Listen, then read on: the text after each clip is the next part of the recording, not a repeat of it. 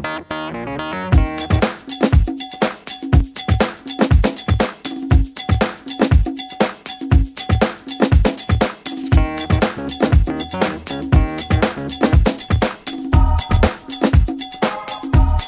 je vous montre juste ce graphique pour rappeler que l'expression de la douleur, c'est pas une capacité ou une compétence innée dont on dispose à la naissance.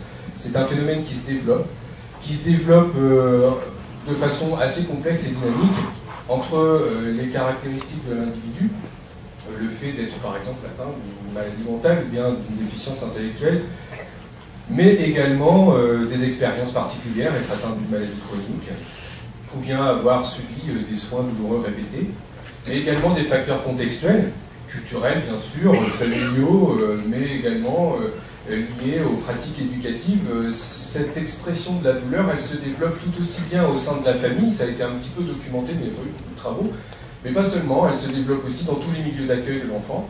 On a fait une petite enquête à la crèche, par exemple, à la crèche du campus de l'université de Caen, et on s'est rendu compte que depuis l'âge de 9 mois jusqu'aux 3 ans révolus des enfants, eh bien, les auxiliaires de puériculture qui s'occupent des enfants participent au développement de l'expression de la douleur, mais aussi au développement des stratégies qui permettent de faire face à la douleur, depuis les câlins, les doudous, jusque souffler, frotter, et puis peut-être trouver des moyens autonomes de gérer la douleur et les modifications émotionnelles qui y sont associées. Donc ça nous oblige à revenir sur un positionnement théorique qu'on trouve très dominant dans la littérature des sciences médicales concernant le développement de l'expression de la douleur, qui est un ancrage théorique issu du modèle piagétien. Et juste pour vous rappeler qu'il s'agit d'une théorie de l'intelligence et non pas une théorie du développement de l'enfant, une théorie de l'intelligence. Piaget avait pour projet, Jean Piaget, de comprendre comment se construisaient les outils intellectuels, c'est-à-dire comment on allait comprendre de façon abstraite et logique le monde qui nous entoure et les mécanismes qui s'y déroulent. Les personnes qui traitent du développement de la douleur en évoquant le modèle piagétien parlent d'un concept. Et les premiers travaux en psychologie de l'enfant avaient évoqué ça. Comprendre la douleur et sa cause, et bien ça renvoyait au modèle piagétien. Les petits, les moins de 6 ans utilisaient un registre concret, ça tape, ça gratte, ça frotte, etc. Les enfants entre 7 et 8 ans, un registre qu'on appelle métaphorique, et que les soignants connaissent bien, ça fait comme des fourmis, c'est comme des coups de poing. Il y a un article célèbre où on parle d'un éléphant qui danse dans la tête. Et les enfants plus âgés, un registre abstrait, étant en particulier capable, les enfants plus âgés, au seuil de l'adolescence, d'évoquer à la fois la dimension nociceptive, mais à la fois la dimension morale, comme on dit dans les ouvrages anglo-saxons, nous on dirait psychologique, c'est-à-dire le fait que ça puisse peser sur la vie quotidienne et altérer la qualité de vie. Donc, moi qui suis aussi chercheur, ça ne me satisfaisait pas. Je suis allé interroger avec un collègue des enfants dans les salles d'attente, ou bien d'un pédiatre en consultation libérale, ou bien dans la salle d'attente du niveau 10 au CHU où il y a des consultations pédiatriques. Et puis, on a trouvé dans la salle d'attente en libéral exactement ce que la littérature nous disait. C'est-à-dire que les enfants de 5-6 ans, il y avait des réponses concrètes et ainsi de suite. Par contre, dans le service hospitalier, les enfants qu'on observait et qui venaient ou bien en pré-op ou bien en post-op au moment de la consultation, nous ont évoqué tous les registres de réponse à tous les âges. Alors que les grands fassent comme les petits, ça ne vous surprenait pas. Vous pouvez imaginer un mécanisme un peu régressif qui fait qu'ils se mettent à fonctionner comme des enfants plus jeunes. Mais que les petits se mettent à fonctionner comme les grands, ça c'était totalement inattendu. Et c'était le résultat intéressant de ce travail. Ce qui nous a conduit à démontrer, avec évidemment d'autres travaux issus d'autres équipes, que l'expression de la douleur, ça n'est pas exclusivement dépendant du niveau de fonctionnement cognitif ou bien des capacités intellectuelles, ni même du niveau langagier, on le verra plus tard. Donc l'enfant, il n'évoque pas une représentation conceptuelle, il tente de partager une expérience subjective. Donc de mon point de vue, il faut qu'on change de cadre de référence pour comprendre la manière dont se développe l'expression de la douleur et les mécanismes qui conduisent à tel ou tel type d'expression.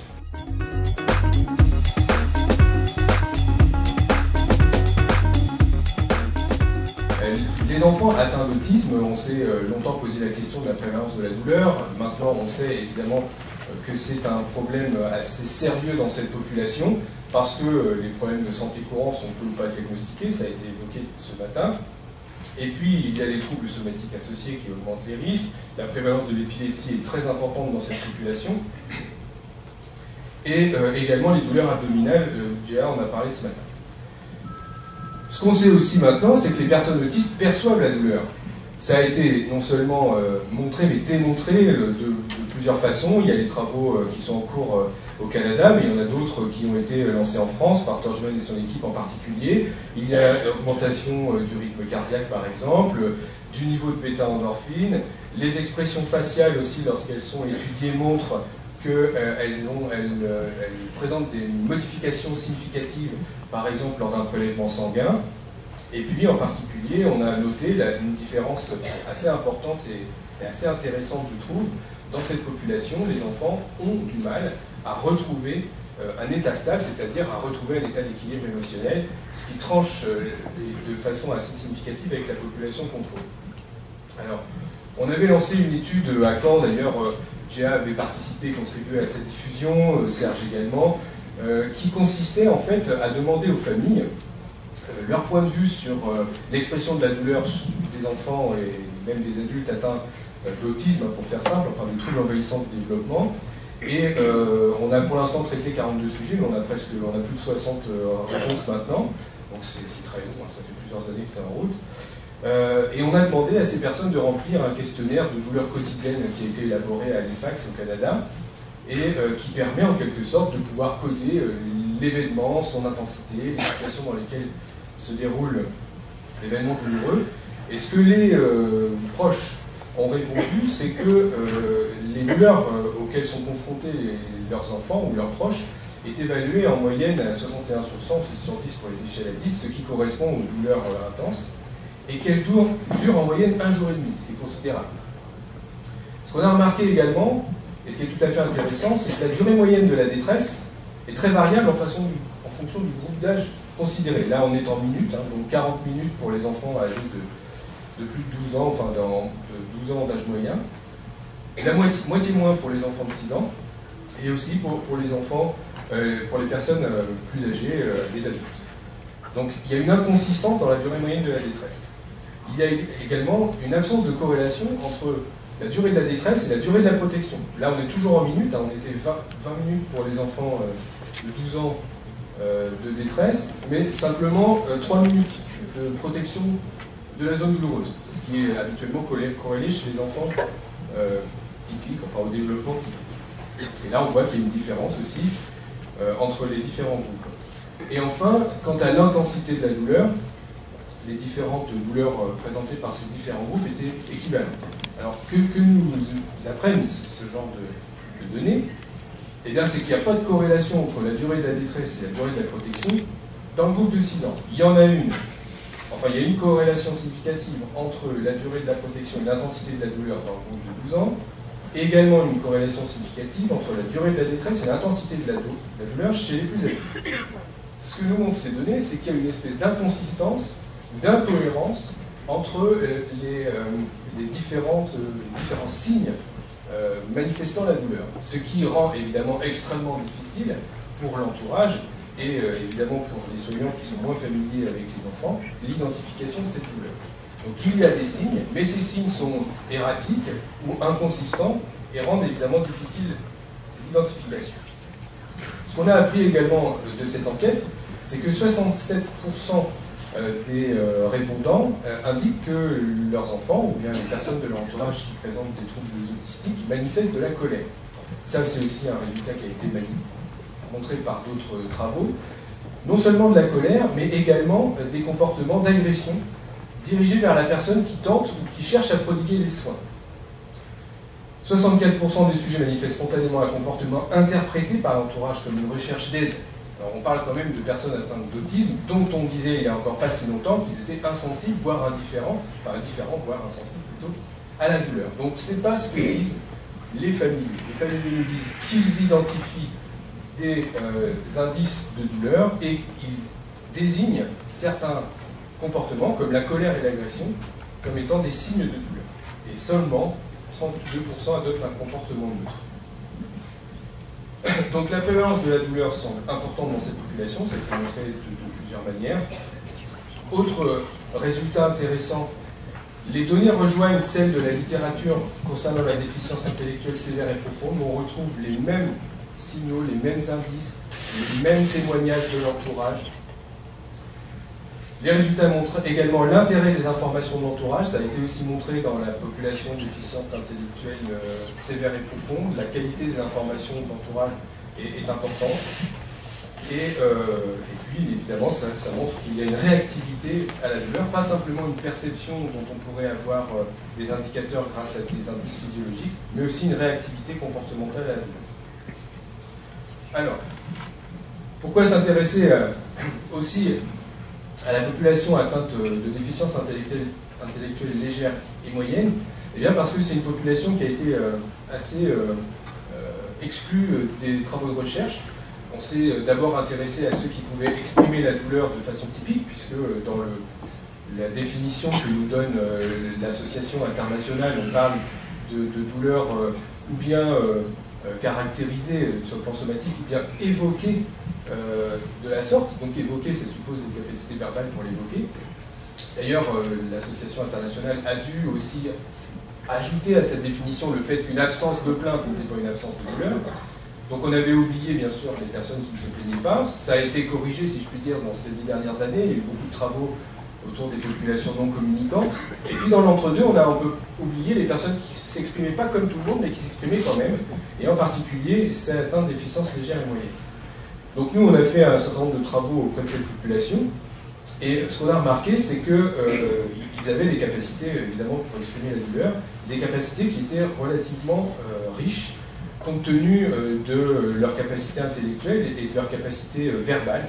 Et on s'est rendu compte que la possibilité d'évoquer la douleur, ça ne tenait pas compte du quotient intellectuel calculé avec des outils habituels, ni même des capacités verbales. Il y a des mots très simples pour exprimer la douleur. Il y a aussi des mots très simples pour exprimer l'intensité. Dire c'est rouge, c'est bleu, ça saigne, il faut appeler l'ambulance. Rien que cette suite de termes nous montre qu'il y a une intensité qui peut être évoquée simplement par cette population. Donc les termes sont également adaptés à la situation. Personne ne dit ça pique quand il s'agit d'une brûlure et inversement. Personne ne dit ça brûle quand il s'agit d'un prélèvement sanguin. Ce qu'on a remarqué également, c'est que cette population était en mesure d'utiliser les outils classiquement disponibles dans les services, en particulier l'EVA et l'échelle des visages. L'échelle des visages avec sans larmes et sans sourire. Et l'échelle EVA, nous on utilise toujours celle avec le triangle rouge, parce que c'est celle qui est validée scientifiquement. Alors on a aussi noté qu'il y avait, avec l'EVA, beaucoup de cotations extrêmes, c'est-à-dire au tout 0 ou tout 10. C'est une échelle qui est bien moins maîtrisée par les enfants atteints de déficience intellectuelle que l'EVA, où on a ce qu'on appelle des cotations extrêmes, tout 10, enfin d'un extrême à l'autre, un nombre de cotations extrêmes qui correspond à celle qu'on trouve dans la population typique, c'est-à-dire un quart. Alors, oui, ça je vous le dis. Qu'est-ce qu'on note également dans cette population? Eh bien, on se rend compte que c'est une population qui connaît le phénomène douloureux, c'est-à-dire qui est capable de produire une explication sur les raisons des douleurs. Alors évidemment, pas sur des douleurs neuropathiques ou des douleurs bien plus complexes comme celles qui nous ont été présentées, mais sur les douleurs qu'on appelle communes, celles qu'on rencontre dans la vie quotidienne, les chutes, les brûlures, ou bien les douleurs iatrogènes qui sont produites par les soins. Ils sont capables d'en donner des explications et capables également d'évoquer des stratégies de faire face pour lutter contre ces douleurs. Alors ça peut être frotter la zone douloureuse, étendre la jambe pour la mettre en repos, ou bien demander de l'aide à quelqu'un qui est en mesure de gérer, par exemple demander à un adulte de donner un médicament, enfin un antalgique, ce qu'on trouve dans les pharmacies à la maison. Donc on a également pu montrer que cette population était en mesure de manifester des capacités qui sont impliquées dans l'hypnoanalgésie. On a étudié par exemple leurs capacités d'imagerie mentale, qui sont préservées. Ça a été montré par nos travaux, mais par plein d'autres travaux sur la question.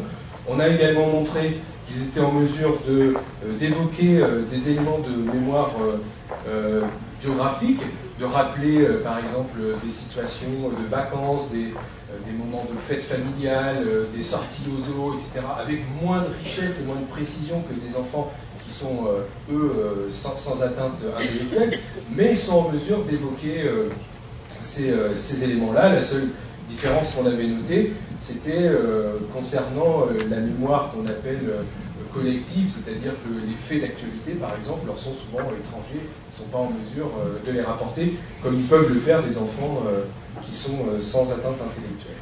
Et puis, au Canada, l'équipe de Patrick McGrath, et en particulier Lynn Bro et ses collègues, avaient entamé des tests qui montraient que des protocoles non pharmacaux, comme la distraction, l'imagerie guidée, ou bien les techniques de relaxation comportementale, étaient parfaitement accessibles, et bien même souvent plus accessibles dans cette population, puisqu'il y avait moins d'inhibition à certaines consignes.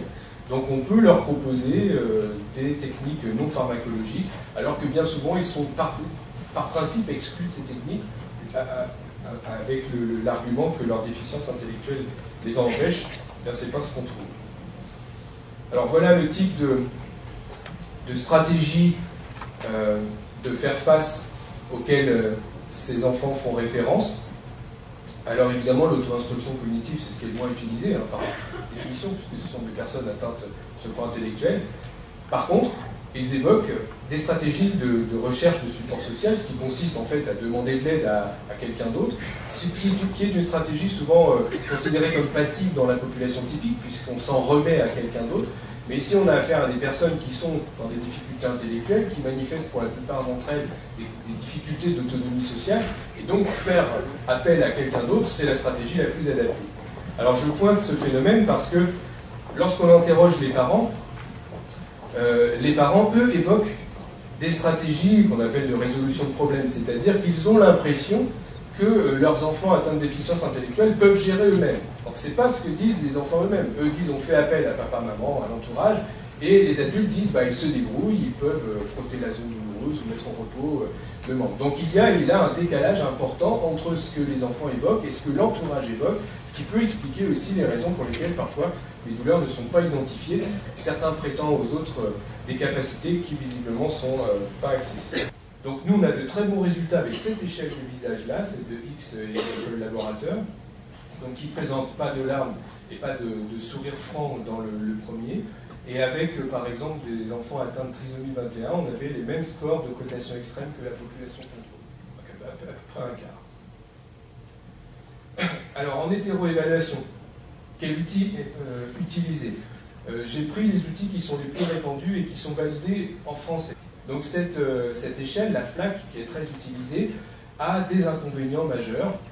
Alors je sais que certains l'utilisent et l'aiment bien, mais moi je vous donne mon point de vue. Elle n'a que 5 items, ce qui est vraiment assez peu sensible. Il suffit qu'un item ne soit pas applicable, qu'on ne puisse plus du tout utiliser l'échelle. La version francophone n'a pas été validée. Alors, je ne remets pas en cause la qualité de sa traduction, c'est Chantal Louis qui en a été à l'initiative, elle est bilingue, elle a fait ça très bien. C'est sûr que c'est très bien traduit, mais la version francophone n'est pas validée. Ça entraîne forcément une faiblesse dans l'usage de cette échelle.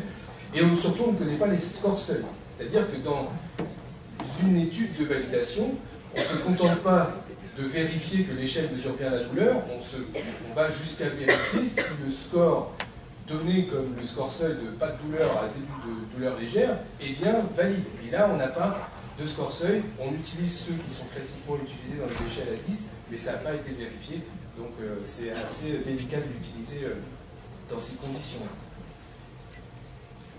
Donc une autre échelle très répandue, c'est l'échelle douleur enfant sans Salvador, la DESS, qui est la 10 items, donc elle est forcément plus sensible, puisqu'elle augmente l'éventail d'éléments évalués. Elle est valide de 2 ans à l'âge adulte. Elle a été aussi validée avec des personnes atteintes de polyhandicap, ce qui fait qu'on peut les inclure dans la population. Et on connaît les scores seuils. À partir de 2, il s'agit de douleur. Au-delà de 6, on est dans la douleur intense. L'inconvénient, c'est qu'elle nécessite l'accès à des informations de base. C'est-à-dire que pour pouvoir l'utiliser, il faut disposer d'un dossier préalablement établi avec l'entourage de la personne, ou bien de connaître très bien la personne. Donc c'est une échelle qui est particulièrement utile lorsqu'il s'agit de douleurs chroniques et lorsqu'il s'agit de patients résidents dans un institut, par exemple, ou bien dans un établissement d'accueil, où là on connaît la personne, où on l'évalue de façon régulière, on dispose de ce dossier, on peut donc utiliser cette échelle. Une autre échelle qui est, elle, particulièrement fiable dans les situations de douleur aiguë, et en particulier lorsqu'on ne connaît pas la personne à évaluer, c'est la grille d'évaluation de douleur déficience intellectuelle. Elle a un certain nombre d'avantages. D'abord, elle dispose de 30 items. Alors ça peut paraître énorme, on se dit oh là là, 30 items, ça va me prendre trop de temps pour la faire passer, mais on n'est pas obligé d'appliquer les 30 items puisque tous ne sont pas applicables à toutes les populations. La population de validation francophone a inclus des personnes atteintes de polyhandicap, des personnes atteintes de déficience intellectuelle sévère, d'autres atteintes de déficience intellectuelle légère et moyenne, des personnes atteintes de troubles envahissants du développement. Donc on a pris en quelque sorte l'éventail de la diversité de la population que pouvait rencontrer un service, et tous les items ne sont pas forcément applicables, ce qui n'enlève pas la validité de l'échelle. Vous avez un score à 90 qui peut paraître énorme, mais les scores seuils, regardez, vont de 6 à 11. C'est-à-dire à partir d'une quinzaine d'items, vous avez la garantie que l'échelle est fiable.